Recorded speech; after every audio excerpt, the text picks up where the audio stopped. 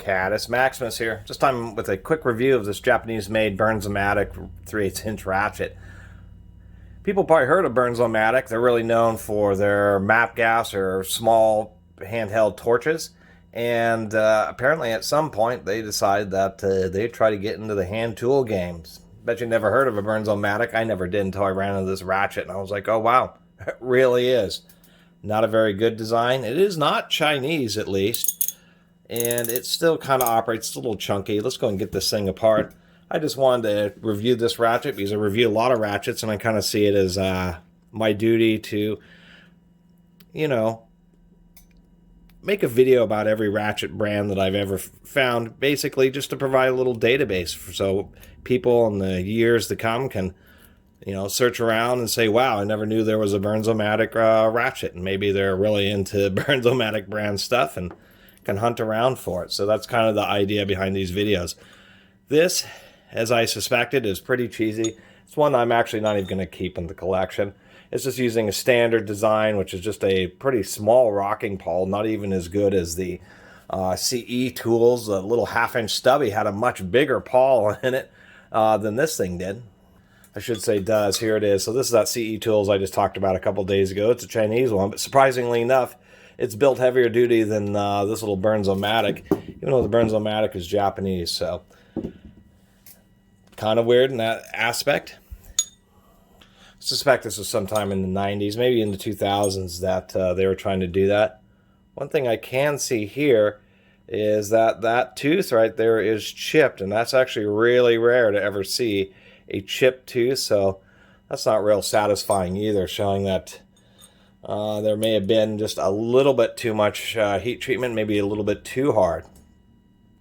Because once again, it's usually pretty darn rare that you ever see a chipped tooth. Even when ratchets start slipping, it's usually the tooth that starts slowly getting rounded. So anyway, that was my little video of this BernzOmatic. Not a super great ratchet, and I definitely pass up on it. But, oh, and that detent is probably one of the weakest I've ever felt. That's crazy. A ratchet where you can just pop it in and out really isn't great because it's so easy for sockets to want to fall off when you don't want them to. So, even though it's Japanese made, and it does have a steel reverse lever, unfortunately it is a very cheap budget ratchet, and it's something that I would not recommend picking up even if you see it used at a garage sale for $1. And that'll be the point of this video. Hopefully I can save somebody at least $1 by them not getting one of these ratchets. This may be something that I wouldn't even use it for junkyard duty, to tell you the truth. That pawl is just so darn small that you'd easily break it. Anyway, I should probably show how to disassemble these. I should do that. I do that periodically. These types of rocking pawls are known as the SK design. They invented this design. It's not really the best design inherently, but to take them fully apart, you just have to get in there and depress the little detent pin and kind of try to work the reverse lever out like so. And it's always just a bit of a battle to make this happen and make it finally pop out of there.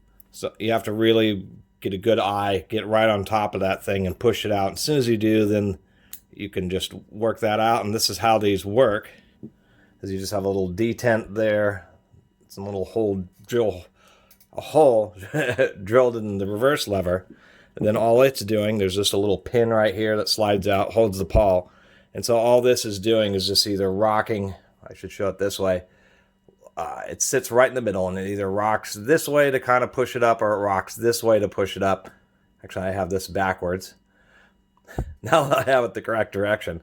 And so the big issue is that it's pushing right towards the middle instead of towards the very edge, so they just don't have a lot of force getting the pawls to stick into their teeth, and so they can be more susceptible to slipping.